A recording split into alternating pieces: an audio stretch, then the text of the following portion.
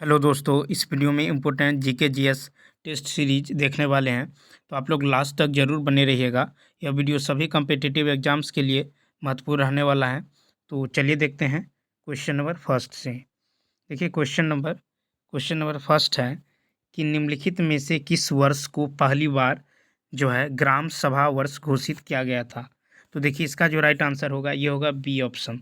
तो देखिए 2009-2010 को पहली बार जो है ग्राम सभा वर्ष घोषित किया गया था। तो इसका बी ऑप्शन क्या है? राइट है। बी ऑप्शन क्या है?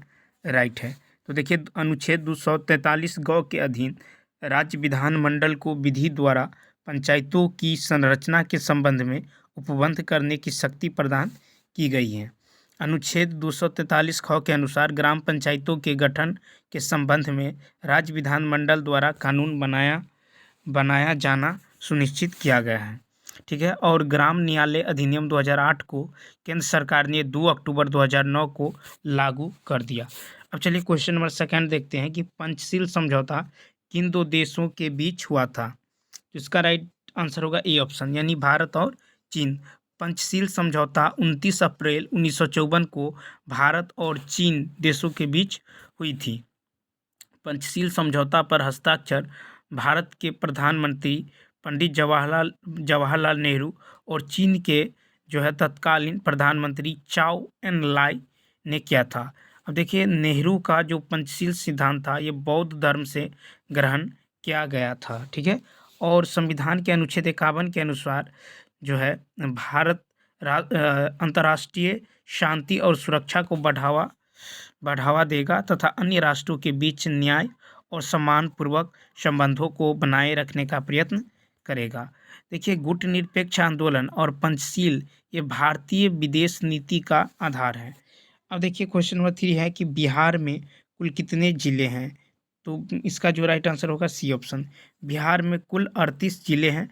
बिहार में कुल 40 पुलिस जिले हैं। बिहार सबसे अधिक जिले जो है उत्तर प्रदेश में है और 75 है। ठीक है। सबसे अधिक जिले जो है 75 है, ये उत्तर प्रदेश में है।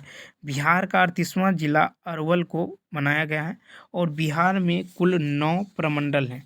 ठीक है।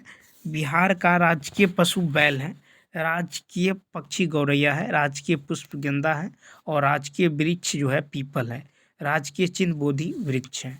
अब देखिए बिहार में विधानसभा सीटों की संख्या है 243। ठीक है। और यहाँ पे राज्यसभा जो सीटों की संख्या है 16, लोकसभा सीटों की संख्या 40 और विधान परिषद सदस्यों की संख्या है 75। अब चलिए देखते हैं क्वेश्चन नंबर 4। क्वेश्चन नंबर 4 है कि बिहार की यात्रा करने वाला प्रथम ब्रिटिश यात्री कौन था। तो देखिए इसका जो राइट आंसर होगा 4 का ये होगा ए ऑप्शन, यानी शल्फ फिच। ठीक है। तो बिहार की यात्रा करने वाला प्रथम ब्रिटिश यात्री जो है ये राल्फ फिच था। तो इसका ए ऑप्शन क्या होगा? राइट होगा। देखिए राल्फ फिच जो है अकबर के समय भारत आया था। सर टॉमस रो जहांगीर के दरबार में 1615 ईस्वी में आया था। जहांगीर के दरबार में आने वाले प्रथम अंग्रेज कैप्टन हॉकिंस था। ये 1609 में जो है भारत आया था। भारत में प्रथम अंग्रेजी फैक्ट्री सूरत में स्थापित किया गया था और ये 1608 में जो है स्थापित किया गया था। भारत में यूरोपीय शक्तियों के आगमन का क्रम है पुर्तगीज, उसके बाद डच, अंग्रेज और डेनिश और फ्रांसीसी। Question number 5। तो देखिए क्वेश्चन नंबर 5 है कि भारत में पहली पंचवर्षीय योजना का आधार क्या था। तो 5 का जो राइट आंसर होगा ये होगा ए ऑप्शन, यानी हेरोड डोमर मॉडल। तो भारत में पहली पंचवर्षीय योजना का आधार हेरोड डोमर मॉडल है। प्रथम पंचवर्षीय योजना 1 अप्रैल 1951 से 31 मार्च 1956 तक लागू की गई थी। प्रथम पंचवर्षीय योजना में मुख्य प्राथमिकता कृषि एवं सिंचाई के क्षेत्र को दिया गया था। द्वितीय पंचवर्षीय योजना पीसी महालनोबिस मॉडल पर आधारित थी। द्वितीय पंचवर्षीय योजना में भारी उद्योग को सर्वोच्च प्राथमिकता दिया गया। नियोजित अर्थव्यवस्था की शुरुआत 1928 में पूर्व सोवियत संघ रूस में हुआ था। क्वेश्चन नंबर 6 है कि दिल्ली का कौन सा सुल्तान अशोक स्तंभ को कौशाम्बी और टोपरा से दिल्ली हस्तांतरित किया?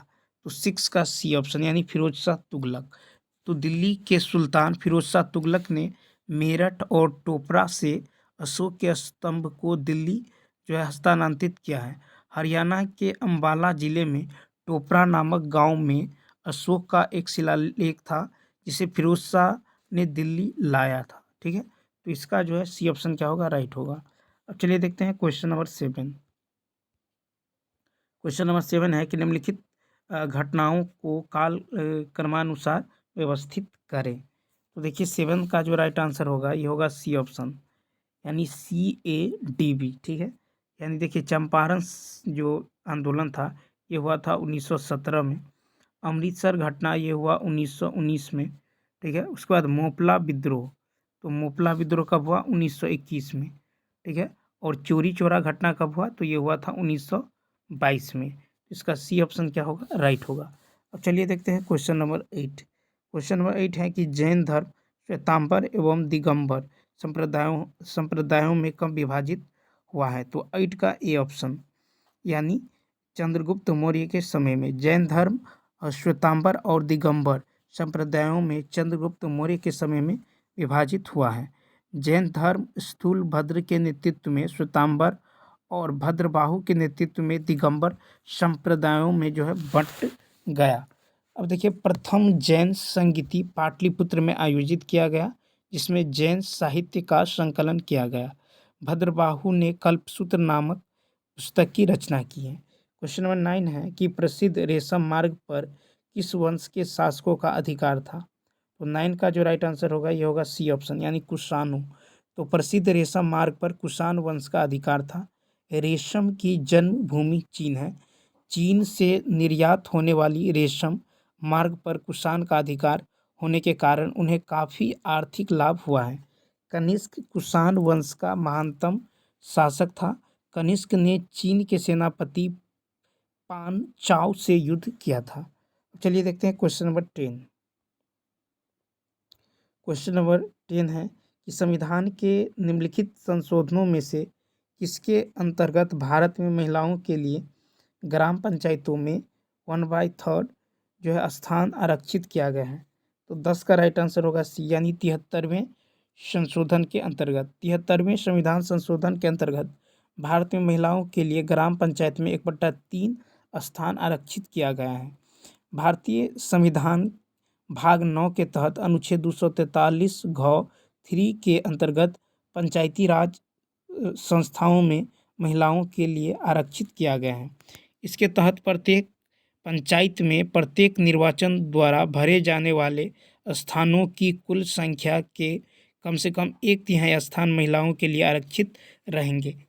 इस प्रावधान पर अनुच्छेद 334 में जो है विनिर्दिष्ट अवधि की समाप्ति का कोई जो है प्रभाव नहीं होगा। अनुच्छेद 334 के अंतर्गत लोकसभा और राज्य विधानसभाओं में अनुसूचित जातियों तथा अनुसूचित जनजातियों से संबंधित आरक्षण का प्रावधान है। इसके आरक्षण की अवधि को समय समय पर बढ़ाया जाता रहा है प्रत्येक 10 वर्ष पर। ठीक है, अब चलिए देखते हैं क्वेश्चन नंबर नेक्स्ट। अब देखिए क्वेश्चन नंबर 111। Question number 11। उससे पहले देख लीजिए थोड़ा कि 104वें संविधान संशोधन अधिनियम 2019 यानी 126वां संशोधन विधेयक के प्रावधानों के अधीन आंग्ल भारतीय सदस्यों के मनोनीत के प्रावधान को समाप्त कर दिया गया है। ठीक है, अब देखिए क्वेश्चन नंबर 11 है कि देवनागरी लिपि का सही विकास क्रम है। 11 का होगा सी ऑप्शन। क्या होगा, सी ऑप्शन। देवनागरी लिपि का सही विकास क्रम है ब्राह्मी लिपि।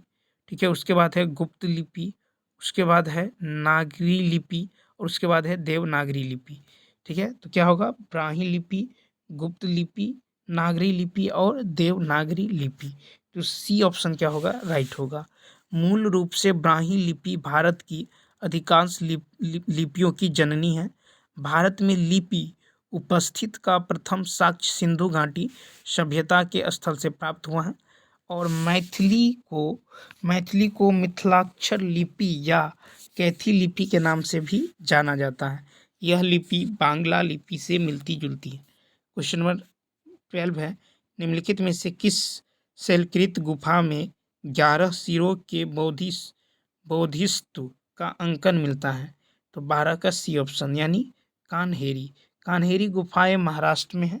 मुंबई शहर का एक पर्यटन स्थल है जहाँ जो है सॉलसेट गुफा में 11 सिरों के बोधिसत्व का अंकन मिलता है। कान्हेरी सॉलसेट द्वीप पर अवस्थित है और बेसाल्ट चट्टानों से बना हुआ बौद्ध धर्म से संबंध गुफाएं हैं। कार्ले का चैत्य भारत में सबसे बड़ा चैत्य है। प्राचीन अभिलेखों में कान्हाशैल कृष्णगिरी या कान्हागिरी के नाम से उल्लिखित कान्हेरी बौद्धों का प्रमुख केंद्र था। अब देखिए क्वेश्चन नंबर 13। देखिए क्वेश्चन नंबर 13 है कि सरदेशमुखी की शिवाजी इसलिए करते थे क्योंकि वे महाराष्ट्र के पुश्तैनी सरदेशमुख थे। सरदेशमुखी राजस्व का कितना भाग वसूला जाता था? तो 13 का होगा डी ऑप्शन यानी 1/10। सरदेशमुखी का वसूली जो है ये शिवाजी इसलिए करते थे क्योंकि वे महाराष्ट्र के पुश्तैनी सरदेशमुखी थे। सरदेशमुखी राजस्व का 1/10 भाग वसूला जाता था। शिवाजी मराठा राज्य के संस्थापक थे। पेशवा बालाजी विश्वनाथ मराठा राज्य के द्वितीय संस्थापक थे और बाजीराव फर्स्ट सबसे महान पेशवा था। बाजीराव सेकंड अंतिम पेशवा था। क्वेश्चन नंबर 14 है मराठों एवं अहमद शाह अब्दाली के मध्य लड़े गए पानीपत के तृतीय युद्ध के समय कौन जो है पेशवा था? तो 14 का होगा बी यानी बालाजी बाजीराव। तो मराठों एवं अहमद शाह अब्दाली के मध्य लड़े गए पानीपत के तृतीय युद्ध के समय पेशवा बालाजी बाजीराव था। और नादिर शाह को ईरान का नेपोलियन कहा जाता है। नादिर शाह ने मोहम्मद शाह के शासनकाल में आक्रमण किया। ये क्या था? 1739 में। पानीपत के तृतीय युद्ध में मराठा सेना का वास्तविक नेतृत्व जो है सदाशिवराज भाव ने किया था। नादिर शाह के सेनापति अहमद शाह अब्दाली ने अफगानिस्तान में अलग राज्य स्थापित किया था। अहमद शाह अब्दाली ने 1748 से 1768 ईस्वी के बीच भारत पर लगभग 8 बार आक्रमण किया है। अहमद शाह अब्दाली ने मराठा को पराजित किया था 14 जनवरी 1761 ईस्वी में। अब चलिए देखते हैं क्वेश्चन नंबर 15। देखिए क्वेश्चन नंबर 15 है कि कृष्णा नदी पर स्थित श्रीशैलम बांध किस राज्य में स्थित है? तो 15 का होगा डी आंध्र प्रदेश। तो कृष्णा नदी पर स्थित श्रीशैलम बांध आंध्र प्रदेश में स्थित है। कृष्णा नदी महाराष्ट्र के महाबलेश्वर से निकलती हैं तथा महाराष्ट्र, कर्नाटक, तेलंगाना और आंध्र प्रदेश में बहती हुई बंगाल की खाड़ी में मिल जाती हैं। इसकी कुल लंबाई जो है 1401 किलोमीटर है। कोयना, तुंगभद्रा और भीमा इसकी प्रमुख सहायक नदियां हैं।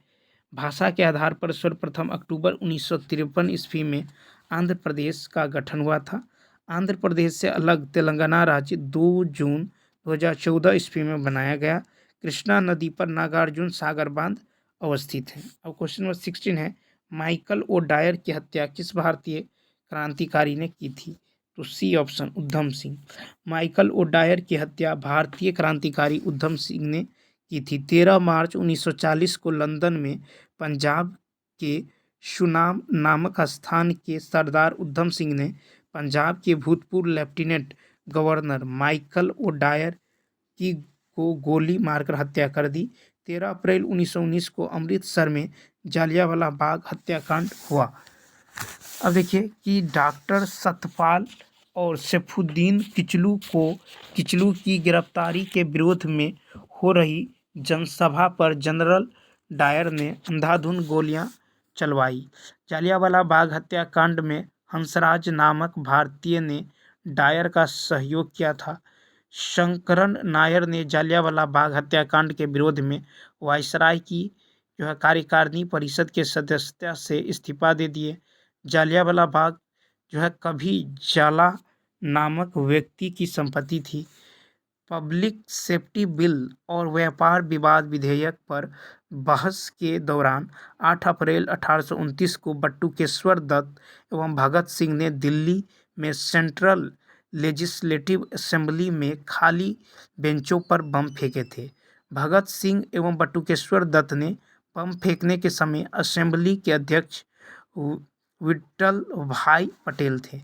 अब देखिए क्वेश्चन नंबर 70, निम्नलिखित में से किस राज्य के कुल सिंचित क्षेत्र का अधिकतम प्रतिशत तालाबों द्वारा संचित होता है? तो 17 का होगा डी ऑप्शन। 17 का क्या होगा? 17 का होगा डी ऑप्शन यानी तमिलनाडु। तो देखिए तमिलनाडु में सिंचाई अधिकतम मात्रा में तालाब से होती है। उत्तर भारत में नलकूप सिंचाई का प्रमुख साधन है। भारत की कृषि मानसून से प्रभावित होती है। भारत में मुख्य रूप से सिंचाई के साधन 4 प्रकार के हैं। एक तो है कि कुओं द्वारा सिंचाई, दूसरा है नलकूपों द्वारा सिंचाई, तीसरा है तालाबों द्वारा सिंचाई, चौथा है नहर द्वारा सिंचाई। देश के कुल कृषि भूमि के केवल 40% भाग पर ही शुद्ध जो है सिंचाई की सुविधाएं हैं। शेष 60% भाग को जो है अभी भी वर्षा पर ही निर्भर रहना पड़ता है। देखिए क्वेश्चन नंबर 18 है कि सूची 1 सूची 2 को सुमेलित कीजिए और इनके नीचे दिए गए कूटों में से सही उत्तर का चयन करें। तो 18 का जो राइट आंसर होगा ये हो जाएगा बी ऑप्शन। तो देखिए 18 का क्या होगा? तो 18 का हो जाएगा बी ऑप्शन। ठीक है, 18 का हो जाएगा बी ऑप्शन। यानी देखिए इन हंगुल जो है, हंगुल का होगा दाची ग्राम। ठीक है, हंगुल का क्या हो जाएगा? दाची ग्राम। ठीक है, दू का होगा 3, बी का यानी 3, और बाघ यानी टाइगर। तो टाइगर का ये जो हो जाएगा सुंदरवन यानी 3। ठीक है, क्या हो जाएगा? सुंदरवन। तो देखिए यहाँ पे तो हंगुल का हो जाएगा दाची ग्राम। ठीक है, और उसके बाद बाघ यानी टाइगर जो है सुंदरवन, सुंदरवन, और भारतीय सिंह ये हो जाएगा गिरवन। ठीक है, भारतीय सिंह हो जाएगा गिरवन, और राहीनोसेरोस ये हो जाएगा काजीरंगा। ठीक है, काजीरंगा। तो रंगूल जो है, हंगुल जो है ये दाचिंगराम, बाघ टाइगर जो है ये सुंदरवन में पाया जाता है, भारतीय सिंह जो है गिरवन में, और राहीनोसेरोस ये पाया जाता है काजीरंगा। सुंदरवन में सुंदरी वृक्ष पाया जाता है। सुंदरवन का डेल्टा विश्व का सबसे बड़ी नदी डेल्टा है। प्रोजेक्ट टाइगर रिजर्व अप्रैल 1973 को प्रारंभ हुआ था। अब चलिए देखते हैं क्वेश्चन नंबर 19। देखिए क्वेश्चन नंबर 19 है कि सतोपंथ ग्लेशियर अवस्थित है। इसका D option Uttarakhand. Satopanth glacier Uttarakhand राज्य में अवस्थित है। सियाचिन ग्लेशियर लद्दाख में स्थित है। सियाचिन भारत और पाकिस्तान देश की सीमा पर अवस्थित है। और सतोपंथ ग्लेशियर बद्रीनाथ से 17 किलोमीटर की दूरी पर अवस्थित है। इन ग्लेशियर से अलकनंदा नदी निकलती हैं।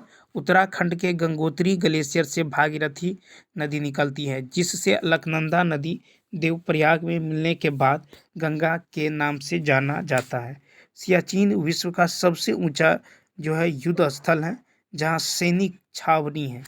अब देखिए क्वेश्चन नंबर 20 है कि कौन सी संसदीय कार्यविधि भारत की देन है? तो 20 का जो राइट आंसर होगा ये होगा सी यानी शून्यकाल। शून्यकाल जो है संसदीय कार्यविधि भारत की देन है। शून्यकाल भारतीय संसदीय प्रणाली में 1962 ईस्वी से प्रारंभ हुआ है। भारतीय संसदीय प्रणाली में प्रश्नकाल के बाद का समय शून्यकाल कहलाता है। कटौती प्रस्ताव सरकार की योजना और व्यय में कमी करने के उद्देश्य से लाया जाता है। भारतीय संविधान के अनुच्छेद 111 के अधीन राष्ट्रपति संसद के दोनों सदनों द्वारा पारित विधेयक पर जब हस्ताक्षर करता है तब यह अधिनियम बन जाता है। राष्ट्रपति के वीटो शक्ति का वर्णन भी अनुच्छेद 111 में वर्णित है। क्वेश्चन नंबर 21 है कि भारतीय संविधान की प्रस्तावना में न्याय शब्द का प्रयोग जो है किस न्याय शब्द का प्रयोग जो है, तो इसका जो राइट आंसर होगा ए ऑप्शन। क्या होगा? A option. यानी भारतीय संविधान की प्रस्तावना में न्याय शब्द का प्रयोग सामाजिक, आर्थिक और राजनीतिक न्याय के अर्थ में किया गया है। ठीक है, सामाजिक, आर्थिक और राजनीतिक न्याय के अर्थ में किया गया है। प्रस्तावना संविधान का दर्शन एवं कुंजी है। जब किसी विषय पर विवाद होता है तो अंततः प्रस्तावना के आधार पर न्यायालय फैसला देती है। प्रस्तावना में अब तक एक बार संशोधन हो चुका है। प्रस्तावना में समाजवादी, धर्मनिरपेक्ष और अखंडता शब्दों को जो है 42वें संविधान संशोधन अधिनियम 1976 द्वारा जोड़ा गया है। ठीक है, अब चलिए देखते हैं क्वेश्चन नंबर 22। देखिए क्वेश्चन नंबर 22 है।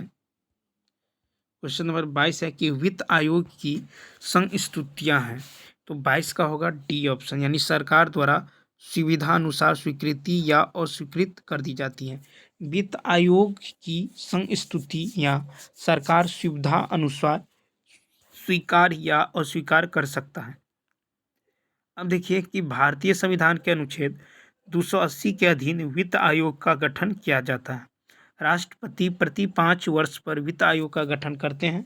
वित्त आयोग केंद्र और राज्यों के बीच राजस्व के बंटवारे के संबंध में प्रतिवेदन देता है। 15वें वित्त आयोग का अध्यक्ष NK सिंह है।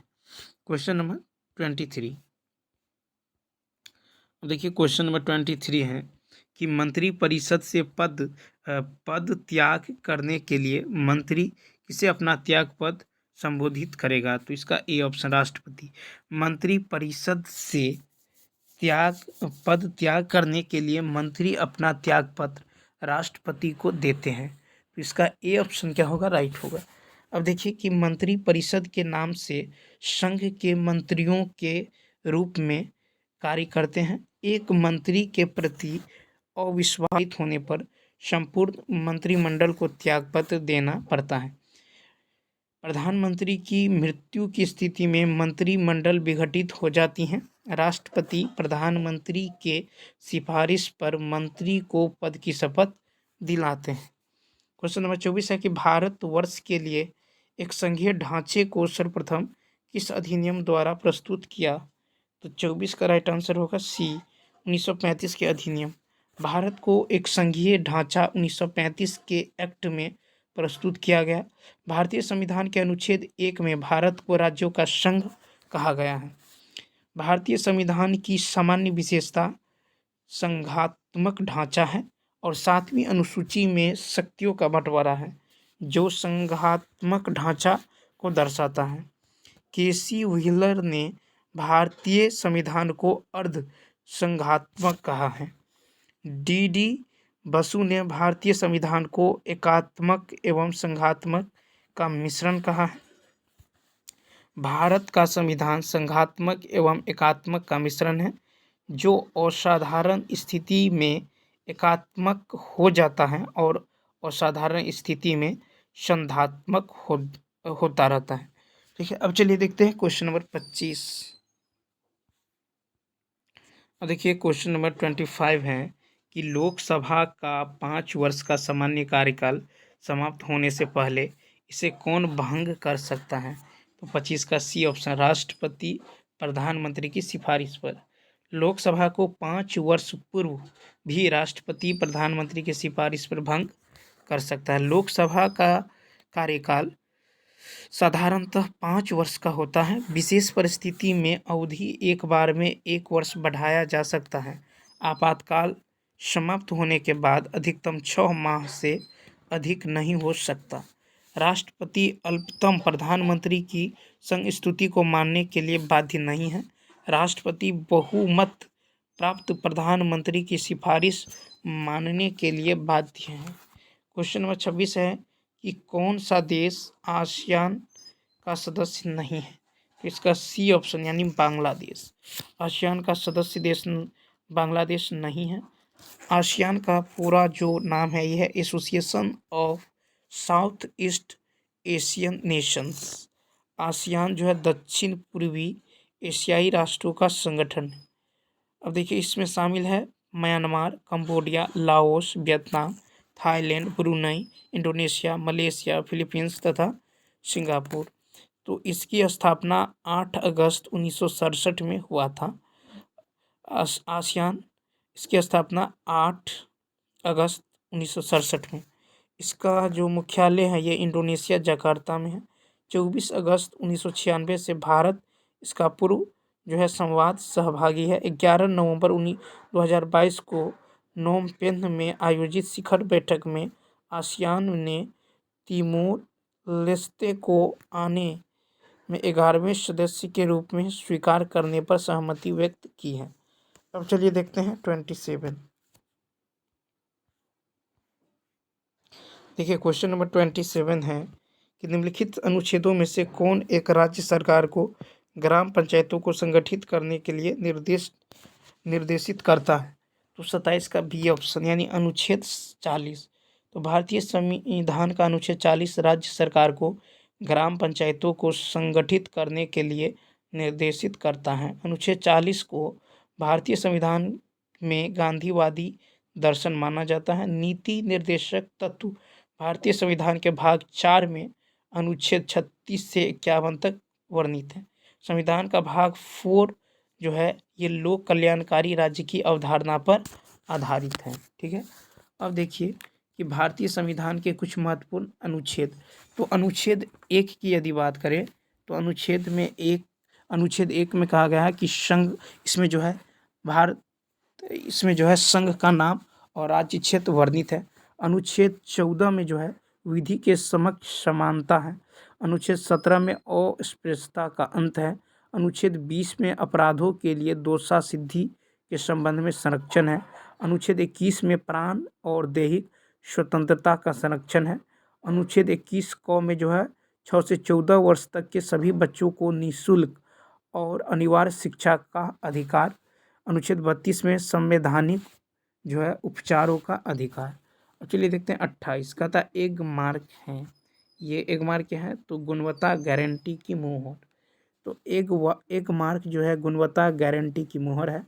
एक मार्क केंद्र सरकार द्वारा प्रायोजित योजना है जो कृषि उत्पाद अधिनियम 1937 के अंतर्गत कृषि और संबद्ध उत्पादों की ग्रेडिंग और मानकीकरण को प्रोत्साहित करती हैं।